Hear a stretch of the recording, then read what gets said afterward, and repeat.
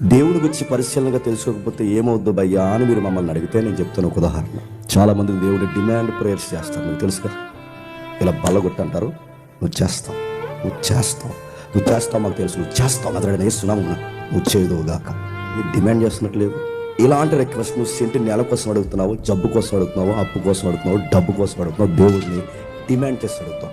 ఇదే లాంగ్వేజ్ని ఒక కలెక్టర్ దగ్గరికి వెళ్ళి నువ్వు లెటర్ పెట్టి సెంటి నేల తగాదా నీకుంటే ఆ సివిల్ కేసు కోసం ఆ లెటర్ అక్కడ కలెక్టర్ టేబుల్ ముందు పెట్టి ఈ తగాదా మాకు తీర్చాలి, నువ్వు చేస్తావంటే కలెక్టర్ నేను ఏమంటాడు చెప్పు, లోన్ వేసేది ఏదో అంటాడు. మీ సర్కిల్ పిఎస్ పోలీస్ స్టేషన్కి వెళ్ళి ఒక కంప్లైంట్ లెటర్ ఇచ్చి ఎస్హెచ్ఓ ఎవరైతే ఉన్నారో ఆ స్టేషన్ ఎస్హెచ్ఓ దగ్గరికి మీరు వెళ్ళి ఒక లెటర్ పెట్టి మా గొడవ వచ్చింది, నువ్వు చేస్తావంటే ఏమంటాడు, ముందు లోపల చూడండి ఏదో అంటాడు. ఒక సమకాలీన సమాజంలో నీ అధికారం మీద మాట్లాడుతున్నప్పుడు నీ లాంగ్వేజ్, బాడీ లాంగ్వేజ్ సరిగ్గా ఉండాలి. నీకు కనీసం ఇంకటి జ్ఞానం అర్థమైతే భూపతులకు భూపతి, అధిపతులకు అధిపతి, రాజులకు రాజు, సైన్యములకు అధిపతి, ముల్లోకాలను పరిపాలిస్తున్న సృష్టికర్త యెహోవాతో మాట్లాడడం నీకు రావట్లేదంటే దాని అర్థం చెప్పిన ఆయన కూర్చున్న డాక్టర్ నీకు తెలియదు. ప్రతి దానికి దేవుడి మీద మనం ఎందుకు కొన్ని విషయాలు మనం అర్థం చేసుకోకపోతే దేవుడు ఏంటో మనకు అర్థం అవ్వట్లేదు.